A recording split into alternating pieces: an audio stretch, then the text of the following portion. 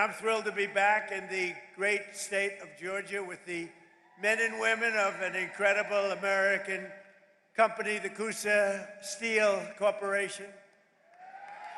For more than 50 years, the hardworking Americans at Kusa Steel have poured out their sweat and blood and tears to turn into look, you wanted to take raw material and you wanted to take beautiful metal and you wanted to turn it into the highest quality steel racks and plates in the business, all stamped with those really beautiful words. You don't see it too much, but now you do again, made in the USA. Right? And this company prospered and grew from humble beginnings in a Georgia manufacturing. What happened is you became, in a very short while, a Georgia manufacturing giant. But then you watch your core business start to fade. I just spoke to your great owner, and he's great, but he got hit by stupid politicians, basically, making specialized steel tire racks dwindle from 2 bustling shifts to 6 days a week down to 1 shift and 1 hour. 1 hour a week.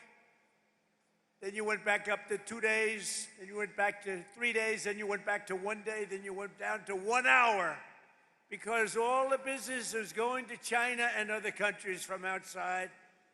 And it wasn't only here, it was other plants also. I assume your friends, likewise, were having the same problem. Your jobs were being stolen as foreign nations dumped their subsidized products. Don't forget China and these other countries, they pay for it. It's all subsidized. You don't get too much subsidy. But they dropped the subsidized products on our market to try and put Americans out of business, and that's what they were doing. You're lucky you have a man that is so proud of this place. He kept it going, barely kept it going. It wasn't easy. You're a lucky guy. But now, thanks to the fact that we got elected on November 5th, and thanks to what I call the Trump tariffs, business at Kusa Steel is booming again. We just spoke, it's booming. And in October, you received your first large order for tire racks since 2014. It was a big, massive order. In fact, this great man right here thought that they made a mistake. He said, it can't be possible. No, it's called tariffs. I said, my favorite word in the whole dictionary is tariff, and I got in trouble with, look at all the fake news back there. Look at them. I got in trouble. No, I got in trouble with them because I said, tariff is my favorite word in the whole dictionary. They said, what about family? What about God? What about wife, children? I said, all right, it's my 5th favorite word. Now I'm okay. They've treated me okay since I did that. They didn't like it one, but it's my 5th favorite word in the dictionary. You're back, you're producing at full speed, 2 shifts a day, and he's going to 3 shifts a day, 6 days a week. And you've got a backlog now that's 7 months long. What a difference. From a couple of hours a week to 7 months long. And it's all because you finally have a president who put America first. That's what it is. But it's also because I imposed powerful 50% tariffs on foreign steel where they were coming in and dumping crap all over our country. I ended every one of the Biden-era exemptions, and on August 18th, I added new tariffs to cover 400 derivative products, including steel racks, which is what you make. So I say congratulations, and what a great comeback. This is a comeback that 2 years ago, right, you were almost, I don't want to say out of business, but you were almost out of business. I guess he said you can say it. You were close. He was borderline. Started telling his wife, let's have tuna fish tonight, darling. Forget about the steak. But stories like this companies are right now playing out in cities all around the country, towns, villages, all over the country. And to think I have to be in the United States Supreme Court for many, many months, waiting for a decision on tariffs. Without tariffs, this country would be in such trouble right now. Without tariffs, this country would be like your company was 2 years ago. What a difference it made. And you know who brought the cases against us? People that are China-oriented, people that have business in China that want to rip us off and keep ripping us off, and the tariffs had stopped us. And not only China, other countries too. People from other countries like Canada and others, they sue us. Canada has ripped us off for years. Not anymore, they're not. And I'm waiting for a decision from the Supreme Court. Can you imagine? We have to wait. I mean, I just heard the story today, and I've told it 1,000 times. I don't think I've ever heard it any better. I even took him back to the fake news where he related the story, that he was in serious trouble. There was no business. There was no business anywhere. How was this place 2 or 3 years ago? It was not just here, the whole area. It was a disaster. And now it's vibrant. And we have to justify this because people come from other countries because they ripped us off for 50 years, and now we're doing the same thing to them, and we're being very modest about it, right, Howard? We're being very modest about it. We could go a lot further if I want to, because what they've done to us, other countries, what they've done, they almost put us out of business. And I'll tell you, if I didn't win this election, and if you had a moron like Kamala or a moron like Sleepy Joe Biden, if you had these people back, our country would have been finished. We wouldn't have had a country. So just yesterday, I was visited by the CEO of the drug company, Novartis, and his name is Baz, first name, great guy. And he came into the White House to see our great chief of staff, who happens to be with us. Where's Susie? Susie's with us someplace. She is great. First female chief of staff and the best chief of staff. And she wanted to bring him in. It's a big, very big company, all based outside of this country. And she wanted to bring him in, so I said, come on. So I said, hello, how are you doing? How's it going? Sir, I'm building 11 plants in the United States. I said, that's a lot. How many do you have? None. But we're moving almost all our business into the United States. And I said, why are you doing that? Tariffs. Tariffs! Can you believe it? He said, tariffs. And I got to be before a court. Can you believe it? This is like men playing in women's sports, transgender for everybody. I have a new one to add, voter ID. The Democrats don't want to give us voter ID because they want to cheat. The only way they can cheat is if they, look, we can stop them so easy. You know what they say? We don't want voter ID because it's racist. Okay? That's a good one. It's racist, no. I'll tell you what, when they look at the polls, 95% of the people want voter ID. Then you have proof of citizenship. So we want voter ID. We want proof of citizenship. For you to vote, let's prove that you're an American. So please, proof of citizenship. They're fighting that. They're fighting that. And then we don't want to have mail-in ballots where they're mailed in from all parts of the place. Mail-in ballots are crooked as hell. We're the only country in the world that use this type of mail-in ballot, the only country in the world. I'll tell you what, Republicans have to win this one. We'll never lose a race. For 50 years, we won't lose a race. We want voter ID. We want proof of citizenship. And we don't want mail-in ballots except for the military far away, except for people that are ill, disabled, or people that are away. Even for a vacation, we'll be generous, okay? Other than that, we don't want mail-in ballots because mail-in ballots, they cheat. Without tariffs, what would you do? You know what? Everybody would be bankrupt, everybody. The whole country would be bankrupt. And I have to wait for this decision. I've been waiting forever, forever. And the language is clear that I have the right to do it as president. I have the right to put tariffs on for national security purposes, countries that have been ripping us off for years. You know what they were doing? Using tariffs. What a country. So sad. So just 1 year ago, under crooked Joe Biden, and he was crooked as hell, our country was dead. Now we have the hottest country. In 1 year, We have the hottest country anywhere in the world, right, Kelly?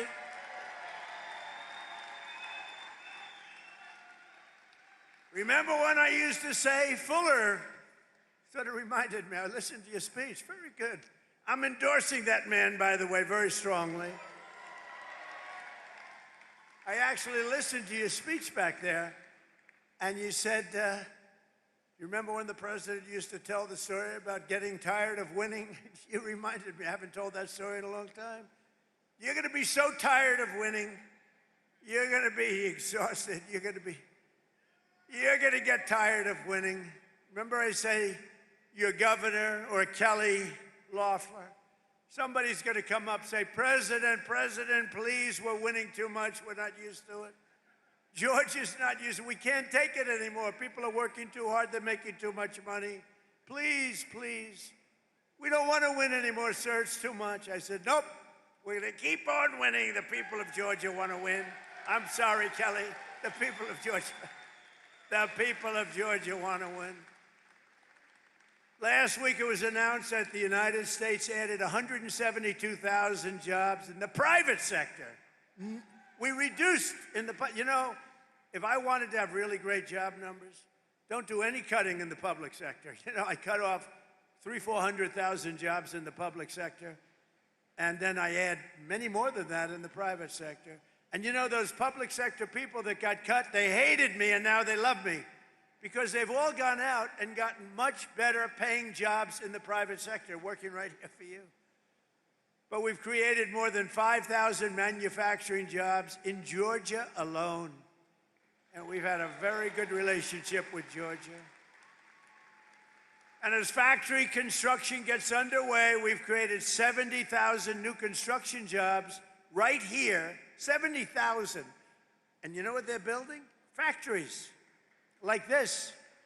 I said to that brilliant person right there, I see the yellow steel.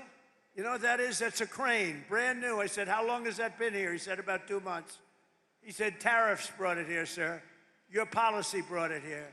So today, more Americans in the prime of their life are part of a labor force than at any time since 2001, and then you could go back another 25 years from that. And more Americans are working today than at any time in the history of our country. Think of that statement. Any time in the history of our country, there are more Americans working today. In 4 years, Sleepy Joe Biden got less than $1 trillion of new investment into the United States. So in 4 years, he got a lot less than $1 trillion. But with our pro-American economic growth and the use of tariffs, we've already secured commitments for over $18 trillion. So think of this. In 11 months, because we haven't even gotten to last month, in 11 months, we have $18 trillion worth of investment coming into this country. And here's an example of it. Nice family, by the way. That's better looking than your crane. I like the family better than the crane. Very good. But a good family. The stock market has set 53 all-time record highs since the election. 53, think of that. 53 days it was at an all-time record, adding $9 trillion in value. But you got to go back for a second. So we do over $18 trillion in 11 months, and Sleepy Joe, for 4 years, did much less than $1 trillion.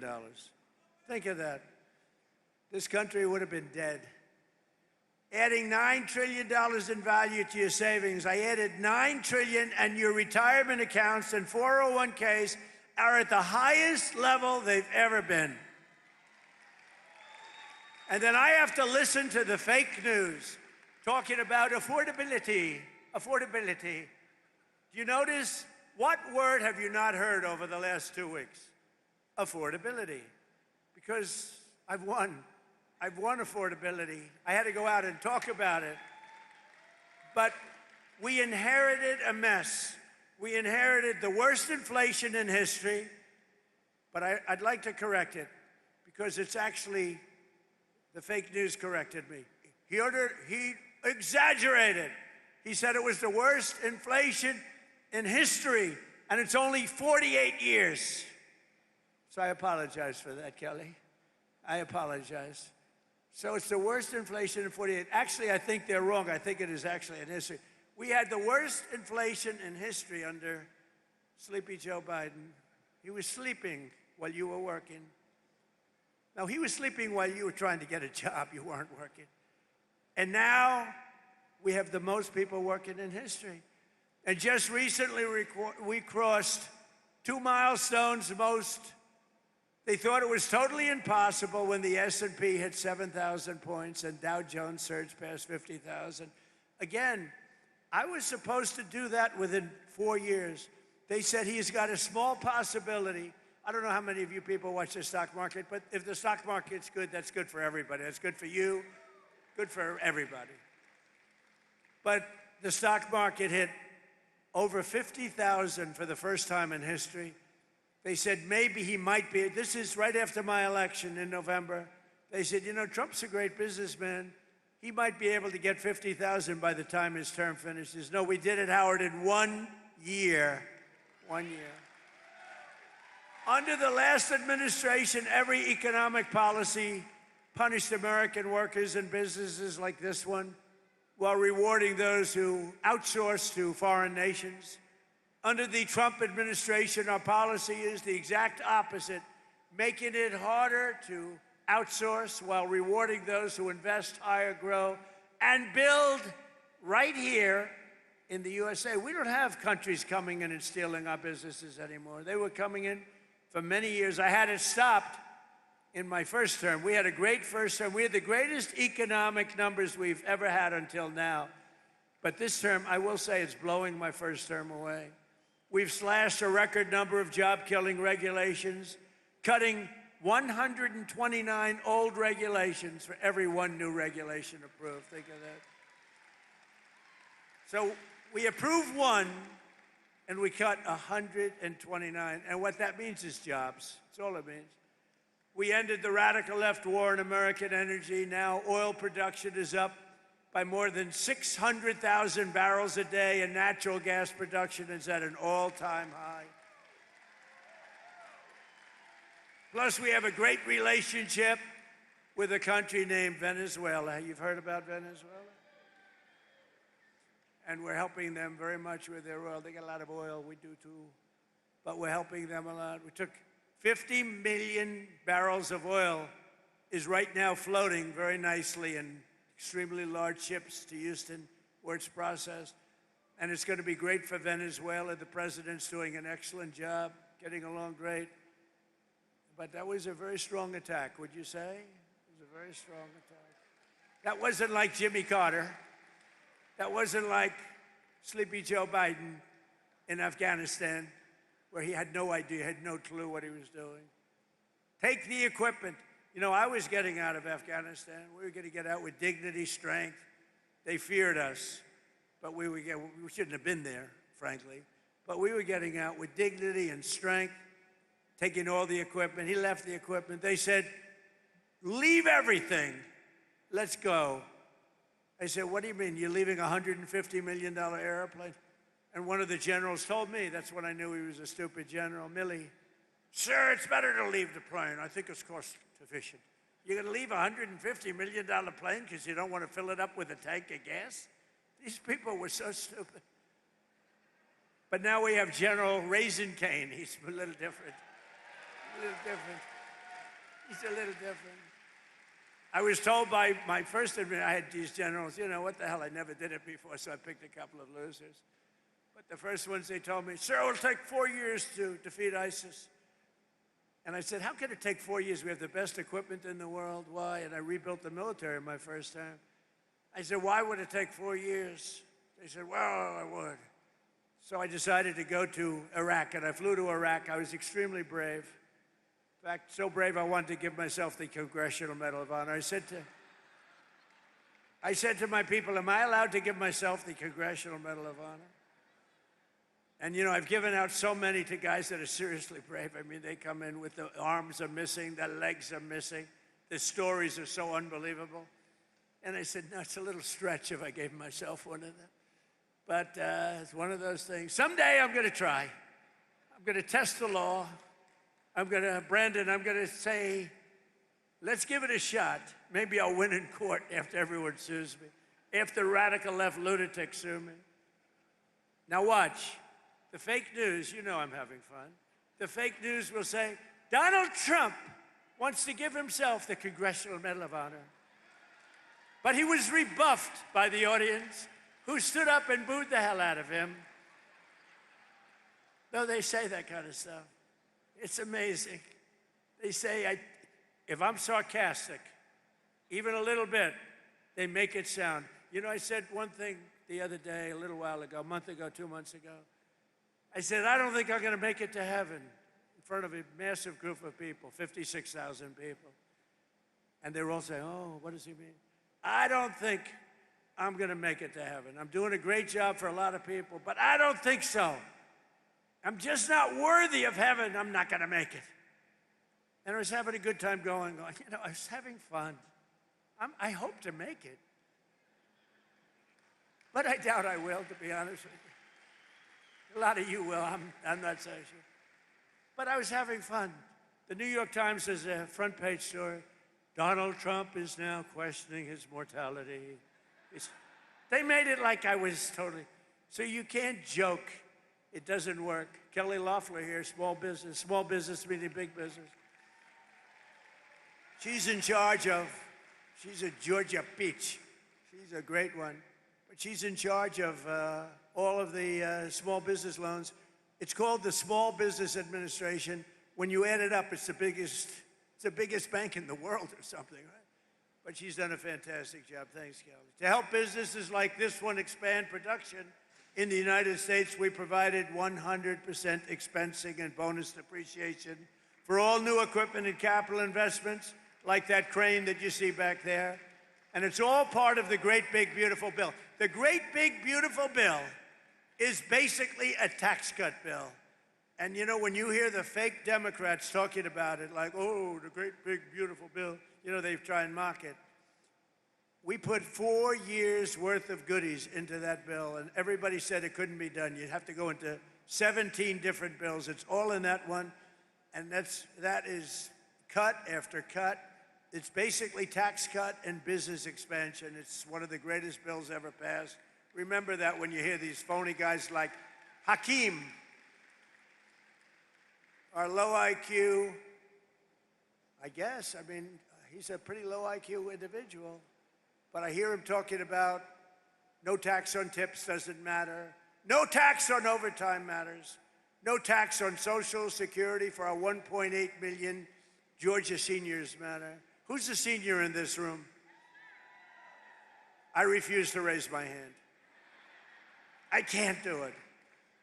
I can't do it. I'm a senior. I can't believe it. I can't believe it. But think of it. No tax on tips. No tax on overtime for the people working there. How incredible. And for our seniors like me, no tax on Social Security. And watch what happens.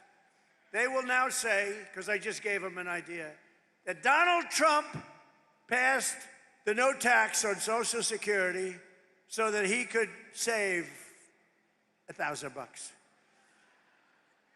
Oh, they're going to find me at conflict. They're going to say, Donald Trump has a conflict. I'll pay it, okay? You know what? I don't even talk about this much. I get no credit for it. So, as president, I make $2 million over 4 years, $2.5 million. I waived it. I'm the only president that ever waived it. And they never, ever talk about it. But every week, some of the scum from the New York Times will call, did he waive it?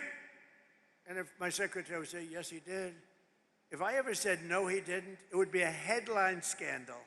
But you know that in the history of our country, and this surprised me because we've had wealthy presidents before, in the history of our country, there's never been a president that waived his salary. I'm the only schmuck. I get no credit for it. You know what? I get no credit for it. Nobody ever writes about it. It's the first time.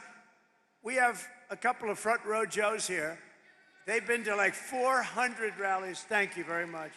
Have you ever heard me even talking about it? I never talk about it. They've heard me talking about everything. but I don't talk about it. But I just did today because somebody said, you know, nobody's ever written the story about you waiving your salary. You know, it's still a couple of $1 million. It's like, not peanuts. It's estimated that these policies will help raise income in this state by $7,000 in the coming year, every year. Boost household take-home pay by over $10,000 and protect more than 200,000 Georgia jobs. It's amazing.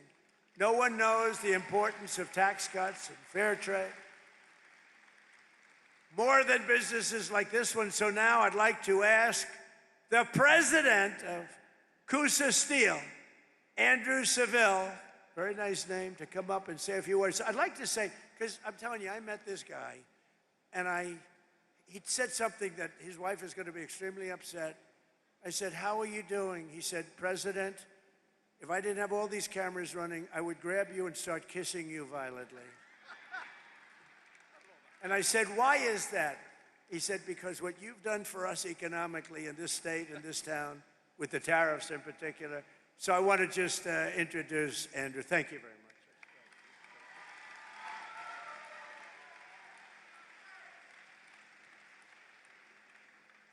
Welcome to Kusa Steel. My name's Andrew Seville, as he said. I joined here in 2001 with my dad after I graduated from the University of Alabama. I've got to say roll tide. I've got to. My dad bought this company in 1985. We began to diversify, add all American-made equipment. Everything you see here, American-made. We have all American-made steel. That's all we keep. In all of those warehouses, all of it American-made.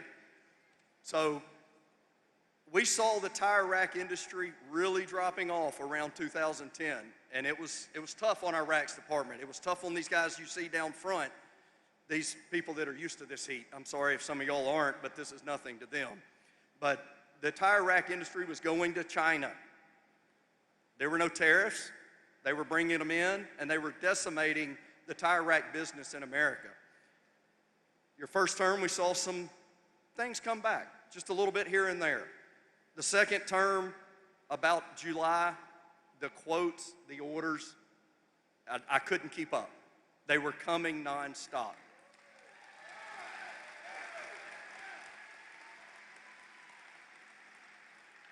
In October of 2025, we landed our first huge tire rack deal that we had in 10 years.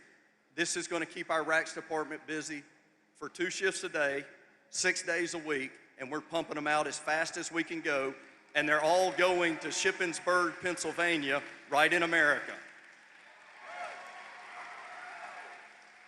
Mr. President, what you've done for these guys down front, what you've done for our entire economy, what you've done for all of America, couldn't be done without your favorite word, tariffs.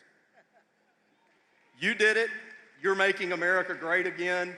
You're making all these guys more in their wages, and we couldn't be more than happy to call you Mr. President.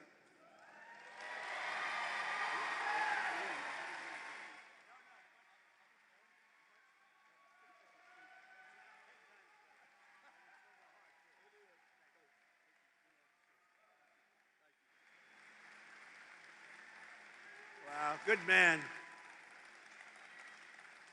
And, you know, I say the car industry is coming back. The plants from Canada, they took a lot of our car business. That was a good job. You know, that's what he just said, you know, I had a speech to write, but I wanted to go from the heart. That's what you did, and much better. That's much better than reading a speech. But our car industry is coming back like nobody's ever seen. It's all coming. They stole it. 52% of our car industry over the last 30 years went to Germany, Japan, Mexico, Canada, all coming back. We're building plants all over the country. Nobody's ever seen anything like that. All because of, look, it's because of, I guess, November 5th, the election and all, but it's because of the election I did the tariffs. Nobody else would have done it because nobody else had the guts to do it. And a great man, a great economist came in yesterday and said, sir, you did something that nobody has ever done. Nobody. 22 Nobel Prize laureates on economics oppose you on your theories on manufacturing and other things, or the economy, and you were on one side and they were all on the other side, they said we'd be in a recession. And you were right. This is the boom like he's never seen before. And even crime is way down. Crime is at the lowest level in 125 years, before my father was born. But he said, what you've done is amazing. You had 22 Nobel Prize winners in economics, and you were the exact opposite of every one of them. And they admitted now, every one of them admitted, but I had Howard on my side, a great Secretary of Commerce, and I had Kelly on my side, and I have Fuller on my side. I know that. I got my Fuller. You better win that election. And I had the Lieutenant Governor of this state on my side, Burt Jones. Burt Jones, you know, all these guys are coming in now, loaded up with some money. Who the hell knows how much money he's got? But Burt Jones has been here and been with you and been with me right from the beginning. He's been with me for so long, right from literally the first day. And Brandon, you've been so incredible. Secretary of the Treasury, that's pretty good. You've come a long way. He's a very successful state senator with me all the way. These guys are with me all the way. I'm going to introduce them in a second.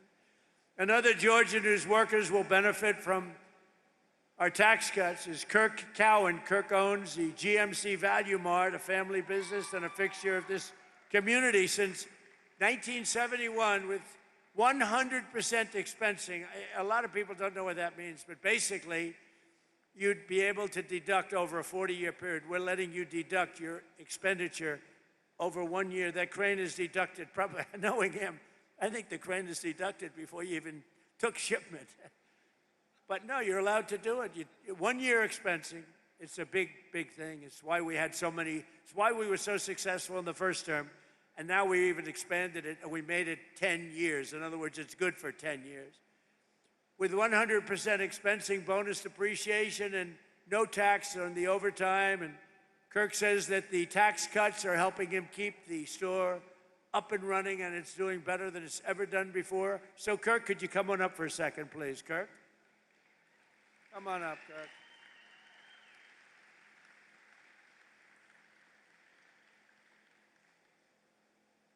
Good-looking guy. Come on.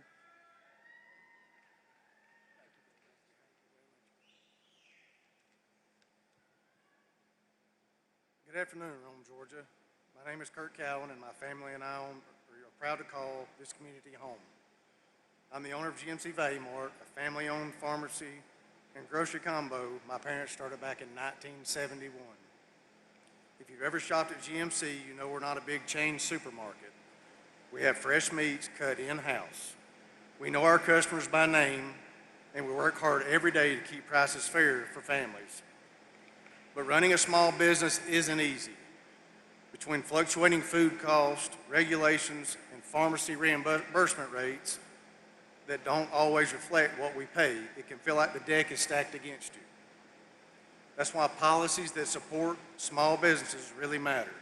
Under President Trump's leadership, Section 179 limits have increased, and permanent 100% bonus depreciation incentives make a huge difference. They allow us, to reinvest in equipment, which doesn't just help owners, it helps keep prices down, keep people employed, and keep serving our neighbors. For us, that means upgrading our pharmacy to stay competitive and continuing to support local schools and community events. It means GMC Value Mart can stay right where it belongs, right here in Rome, Georgia. I'm grateful to have a president who understands small businesses are the backbone of a town like ours. Thank you, Mr. President, for standing with local businesses. It truly keeps places like ours alive. Thank you. Thank you, Kirk. Good job. Really good job. You think it's easy for these guys to get up and do that? It ain't easy.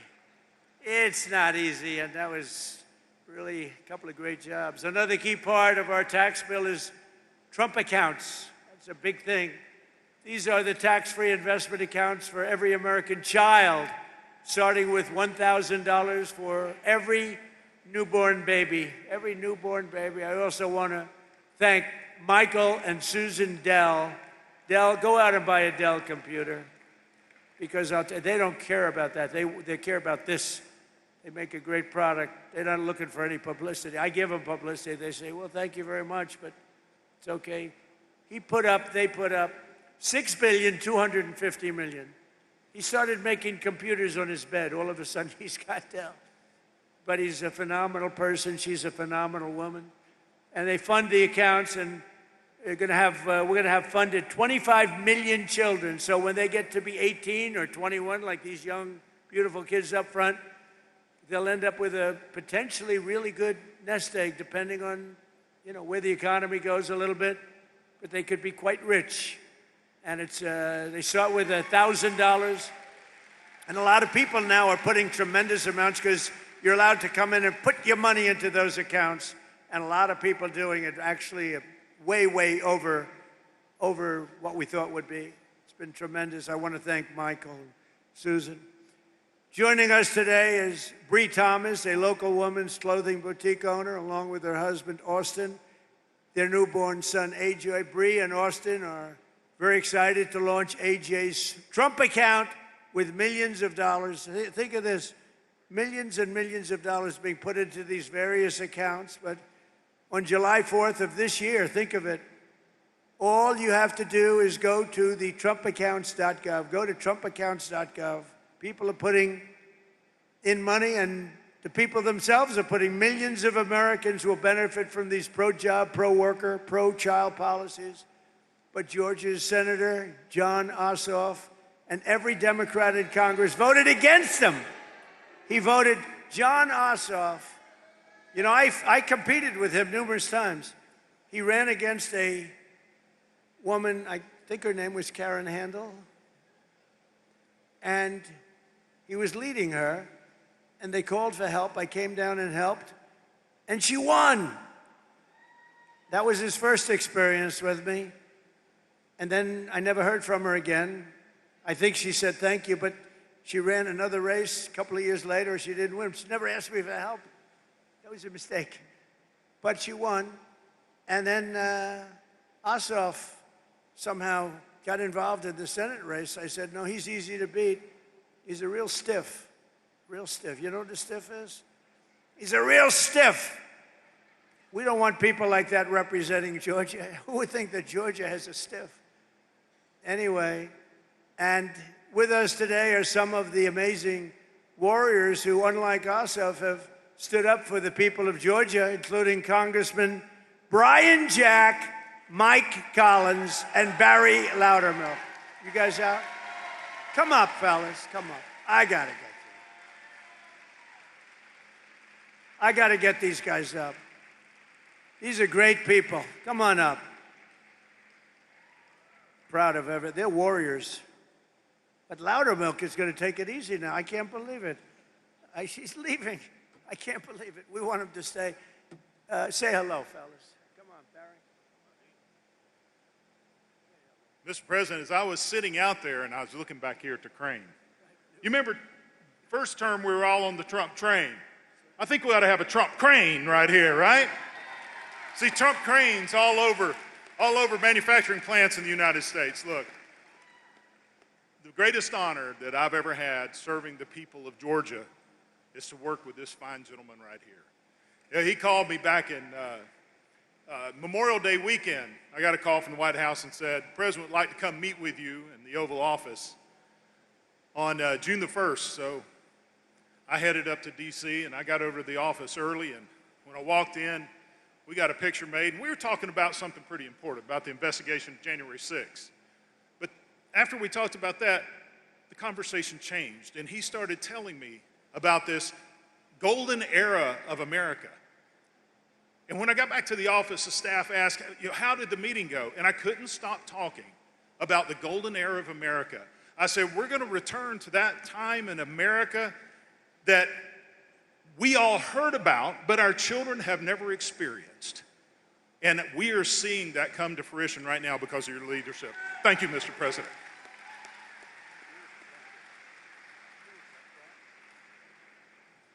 it is good to be back in Rome, Georgia. Do we have anybody here from Georgia's 3rd Congressional District?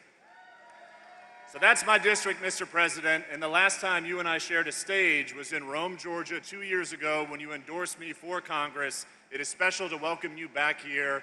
We're celebrating today passage of the Working Families Tax Cut, and as the President brought folks on stage, it is abundantly clear those tax cuts are working here in Georgia, they're working across the country, and they're going to help us win in 2026. I have the privilege of representing a district whose father represented behind me. Mike Collins' father, Matt Collins, represented my district for 12 years, and he is running to replace John Ossoff. So with that, I introduce Mike Collins. Thank you, Mr. President. Boy, that tie looks sharp on you. You look good. Thank you. What's up, Rome, Georgia? I want y'all to know something. It is a true honor and privilege to serve you in Congress and represent Georgia's 10th district. But I want to say one more thing. It is probably the greatest time in the history of this country to be a member of Congress because we've got true leadership and the guidance of President Donald J. Trump. And I want you to know a couple of things. Now, we need to grow our majority in the House so that we can continue with an America First agenda. But folks, we got to make sure that we put the right Republicans in to help us to get this job done. And Clay Fuller, you're going to help us do that. I'm going to leave you with one last thing. Go vote. You have got to get out and vote. You get out and vote. You help us grow this majority. You help us out in November. I'm going to kick Ossoff out of the state's U.S. Senate. We're going to restore Georgia values out in that Senate. And y'all, we're going to continue to take our country back. Thank you.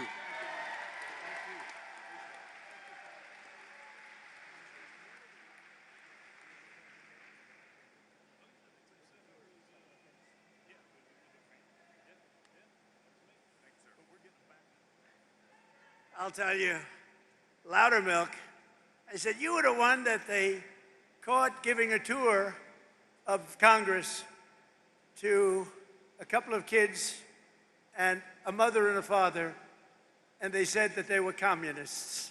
They were actually constituents from Georgia. And it angered him so much that he became a wild man, and he was very effective. And I always say, they picked on the wrong guy. Here's the guy shows up with a couple of really nice country, beautiful people with their 2 kids. He's showing them the Capitol. And they said, he's showing them classified information. He's showing them. The people didn't even know nobody knew what they were talking about. These people are sick. But I want to tell you, Loudermilk, that was very cool. You didn't take it easily. A lot of Republicans are nice. The Republicans are too nice. And they just sort of would listen and they won't comment. Barry decided to comment, to put it mildly. You made them go through hell. I want to just tell you, you've had a hell of a career. And I hear you're not running, and we're going to have somebody very good. You know that? But you are fantastic and did a great job. Thank you very much, Barry. Thank you. Great. Very proud of you. I also want to thank Commerce Secretary Howard Lutnick, who's got more good ideas. He's a very, very successful guy. Thank you, Howard. Howard Lutnick. We have some big things happening. And I introduced you already to SBA Administrator Kelly Loeffler, who's an unbelievable woman doing an unbelievable job. Never lets you down. Treasurer of the United States of America, Brandon Beach. He is a winner and a friend. And he's another one. I didn't know him, but I kept hearing these wonderful things about a guy named Brandon Beach, and he was fighting for us.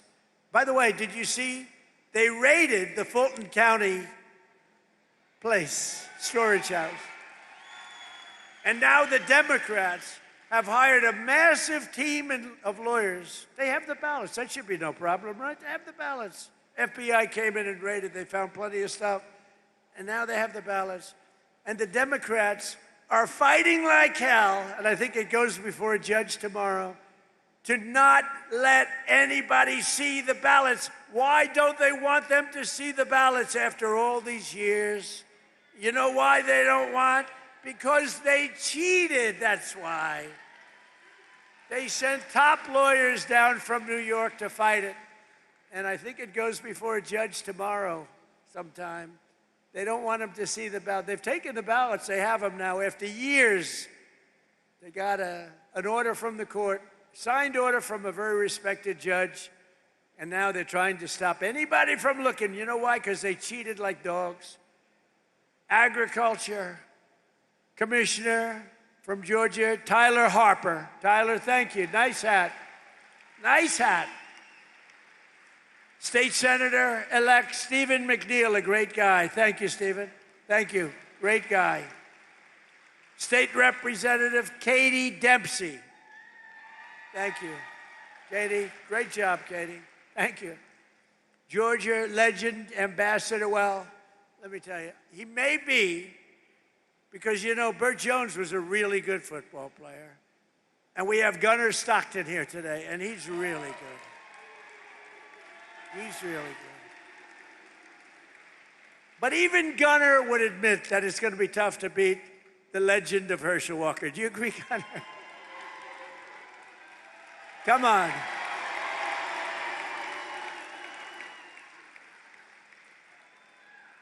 Because, you know, Lieutenant Governor Burt Jones was a great football player too, but he said, I heard you were great, Burt, but you were not Herschel. Hey, Herschel, come on up with Gunnar. Bring Gunnar up here. Come on.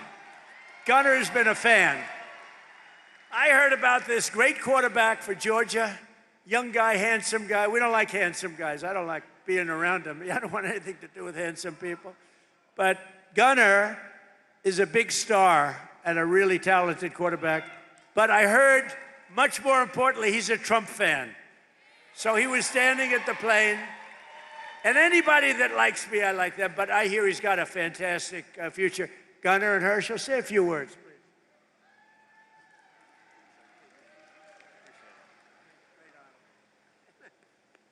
Oh, this is a great opportunity just to meet a president and Donald Trump.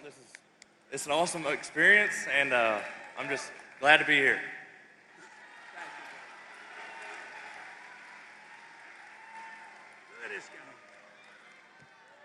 God is good. Promises made, promises kept. This is a president right here that's going to go down in history as one of the greatest presidents the United States has ever had. Is standing before you right now is President Donald J. Trump, because what he's done, he's given his blood, sweat, and tears for the United States of America. So we got to get out and vote and do the same thing, because if we do not do that, we will lose this country, because men shouldn't be in women's sports. I can know what a woman is. I know that guys should not ever be in women's sports. I know that we should always respect the law because it's written in the Bible, and we got to get back to what things are and make it simple. Make it simple and make it easy. This is the president to do it. Get out and vote, vote, vote. Vote the correct way, because we want to save America. Thank you, President Trump. I love you. I told him I will always fight for him. I've known him since 1983, and I tell you what, he's the same man in 83 that he is right now, and I love him to death. Thank you, President.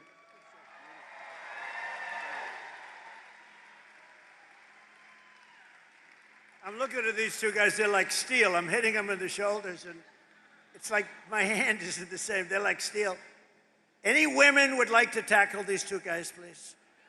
I don't know. This whole thing with men and women's sports is not working out too well. What a joke. But we added the new one, I'm telling you. We have a couple of new ones coming up. It's, you know, it's all about common sense. I also want to call up an incredible leader and a friend of mine for a long time, and I just want to let you know, a lot of people running. This man has my complete and total endorsement. It's not like, oh, gee, let me think about it. Burt Jones has been an incredible leader. He's been an incredible politician. He was a really great football player, but he has just been solid as a rock, and he loves this state so much. and I really want to see him win. People are coming in with lots of money and lots of everything else, but Bert has, number one, he has my endorsement. Number two, he has the greatest career. He has been really, really good at what he does. I think Brandon would agree with that. Everybody would agree with that. Bert's been very special. So, and I know Bert's father, Bill, is around someplace. Where's Bert's father? Bill is so great. You know, Bill was a big shot in this, but Bert's going to take it to another level, right? That's what we want. That's what his father wants to. Bert, come up for a second, please.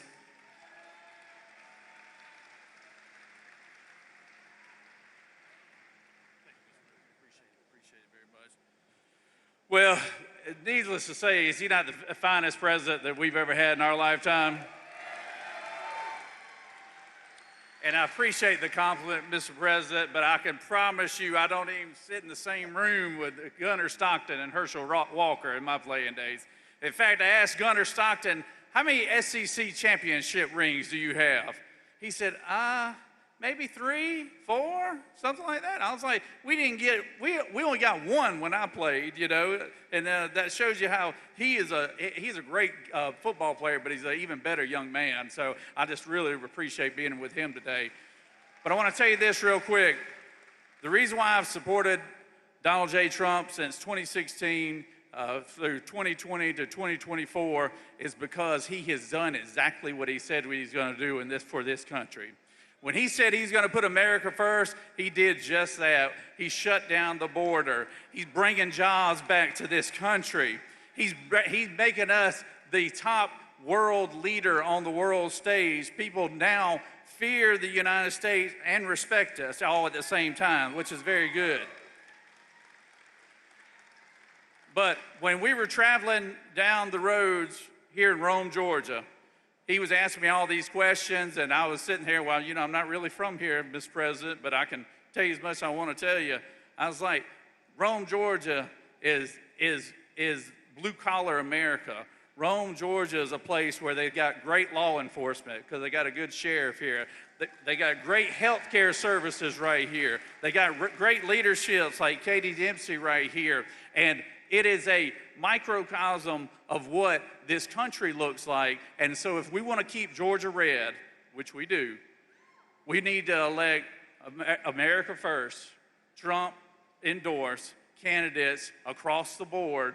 And I'm so proud to have his endorsement right here because us taking that Senate seat back and keeping the governor's seat in the Republican column starts right here in the 14th district right here. So we got to have your support, and we appreciate you, and we appreciate everything you do, Mr. President, because you are the best. So thank you very much. Thank you, Bert. Great job. You got to get out and vote for Bert. That whole group.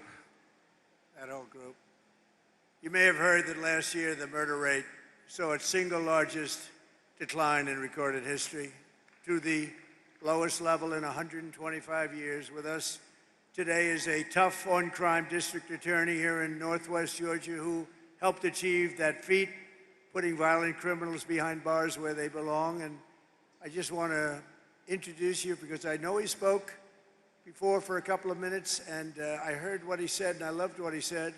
It just made me even feel stronger about him. He's an incredible young guy. He's going to be, I think he's going to be just a total winner, and it's what we want.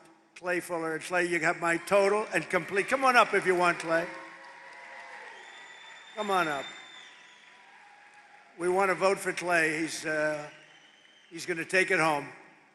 Total winner. Everybody loves him. Agree with Ambassador Herschel Walker and the Lieutenant Governor, but I want to see if the crowd agrees with me. Beside me is the greatest president in our country's history.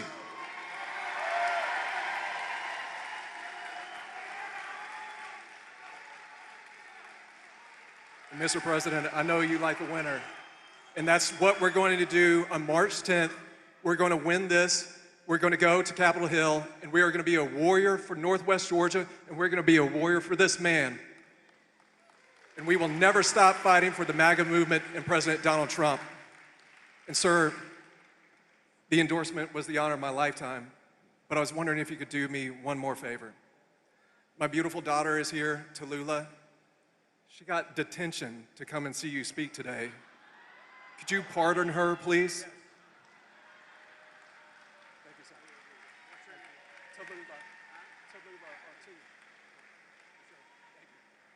Okay, thank you, Clay. And Tallulah, where's Tallulah? Stand up, Tallulah.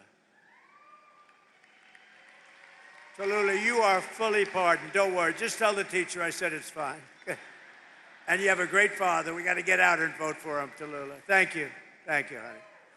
Our tax cuts, regulation cuts, energy price cuts, and job-creating trade policies are rapidly pulling America out of the economic disaster that Biden and the horrible people that he surrounded himself with. He wasn't calling the shots. He wasn't calling the shots. The auto pen people were calling the shots. Whoever the hell worked the auto pen. I don't know how he did it. You know, I have people, sir, would you sign this? We're making a 4-star general. Sir, would you sign this? We're doing a big plant. Would you? They're all important. You don't give that to an auto pen. It's so demeaning. You're a general. You're an admiral. You don't give that to an auto pen to sign. After gasoline skyrocketed to over $5 a gallon to Biden, our policies have brought gas prices way down, and now at $2.37 a gallon. But I was in a beautiful place called Iowa 2 weeks ago. $1.85 a gallon for gasoline. Way down. All of it's come down. We inherited a mess with high prices and high inflation, and we've turned it around and we've made it great. And they don't mention, like I said before, they don't mention the word affordability, Kelly. They don't mention it. I haven't heard the word in 2 weeks because they can't get away with the gig. It's all a con job with them. Airfares, hotels, car payments, rent, sports events, groceries. Everything's down. Everything's down. Dairy, eggs, potatoes, and chicken. Core inflation is now the lowest of any time in more than 7 years. The last 3 months, we've had the lowest inflation we have had in over a decade. The last 3 months, it's 1.4%. We had record inflation. You don't have it anymore. I'm going to make a State of the Union address on Tuesday. I hope you're going to watch. And we're going to be talking about it. But you don't hear the word affordability. You know, they just say the word.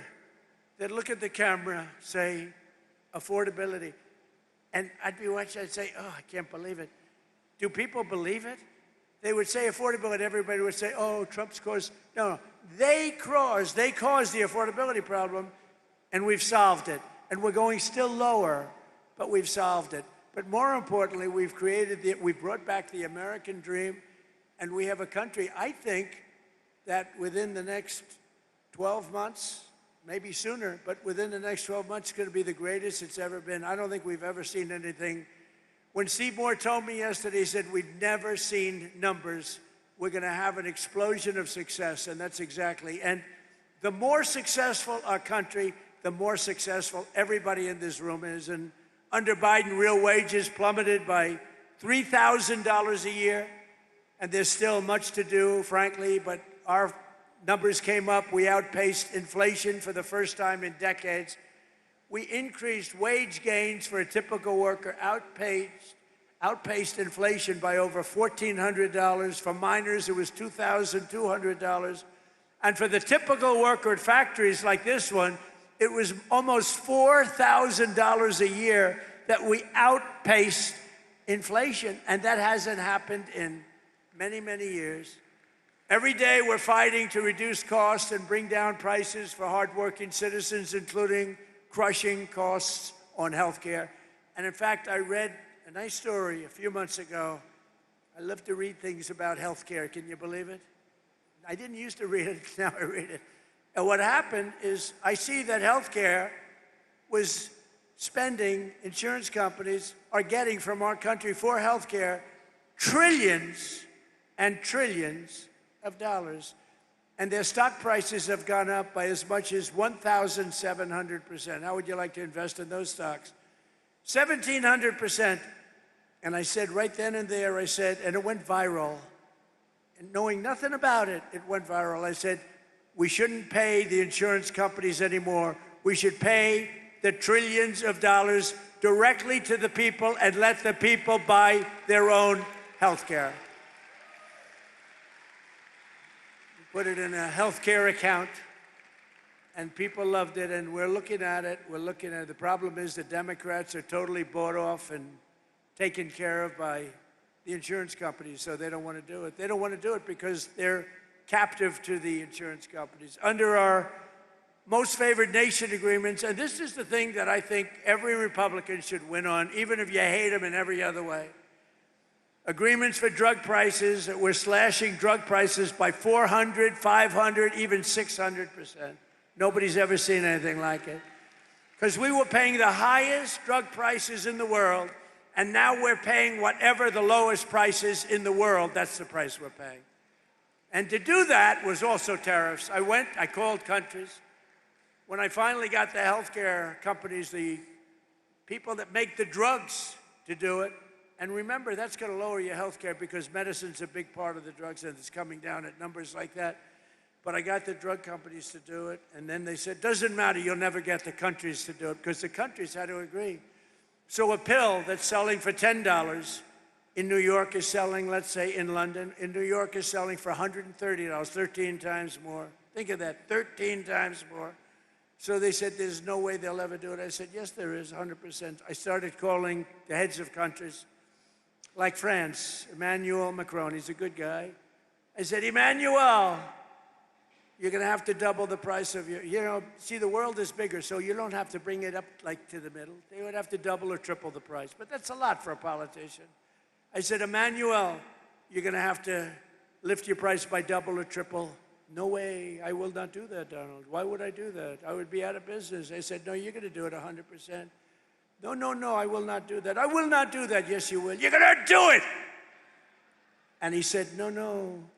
I said, here's the story. If you don't do it, I'm going to put a 100% tariff on all of the wine and champagne that you sell into the United States. And you know what he said? I will do it. I will gladly do it. And that's going to cost you many, many times more, right? Howard heard me. With many people. I called Germany.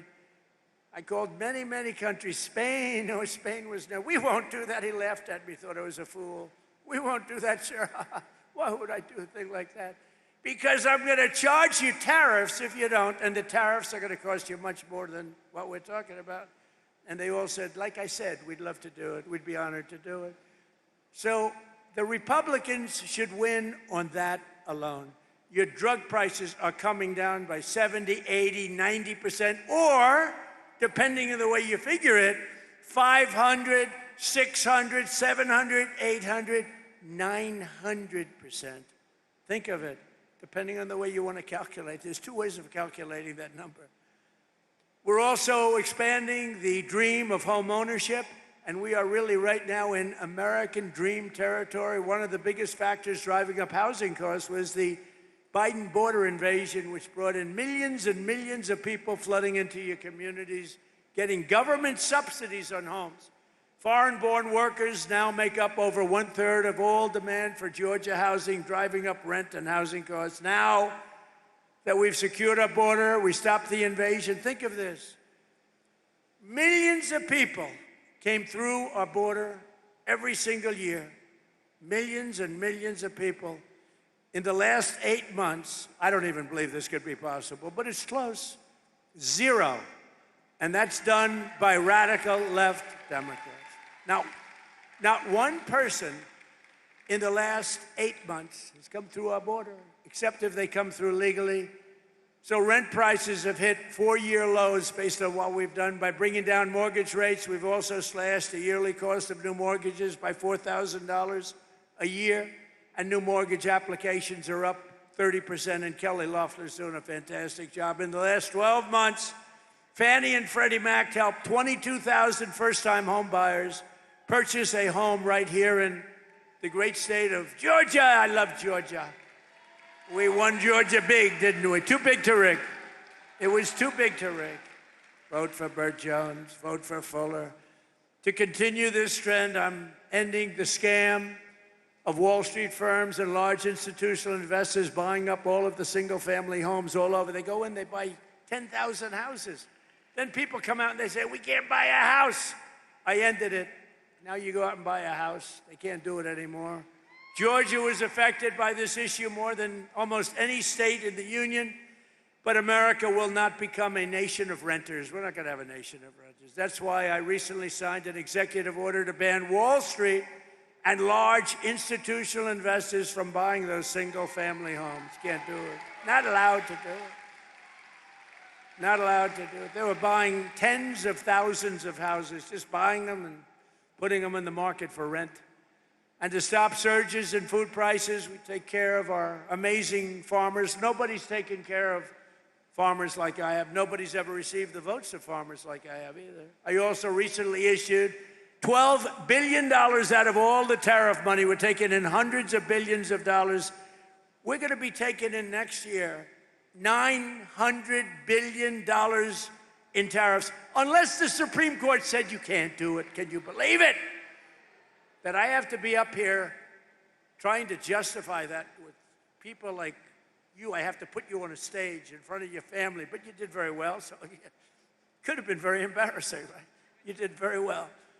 But it's a shame that I have to justify this because it's just common sense. We took in hundreds of billions of dollars. Out of that, I gave $12 billion to our farmers because they were taken advantage of by many, many foreign nations. And just over 1 year ago, we inherited a mess, the results of ruinous inflation, economic surrender, a border invasion. They invaded our country, rampant crime and chaos all over the world. But today we've ended that disaster. America is back. Our economy is roaring, and our country is respected again, respected like never, ever before. We've achieved more in 1 year than most administrations achieve in 8 years, and we're just getting started. Oh, we're just getting started. We've got things that are happening that are as good as what you've heard. I don't know if they can get better, to be honest, but they're good.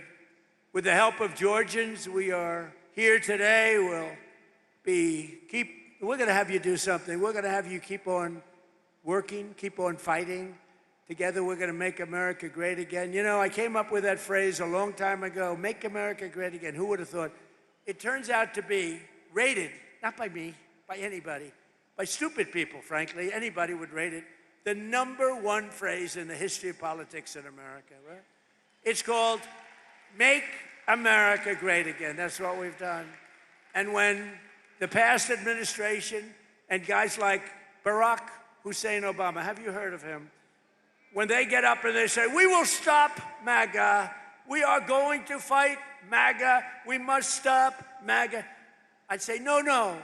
MAGA means make America great again. You don't want to stop that.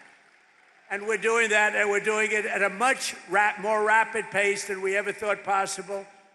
Even the enemies are saying what's happened in this country in 1 year is a miracle. And it's not a miracle. It's common sense. It's smart people working with incredible people like you, the people of Georgia.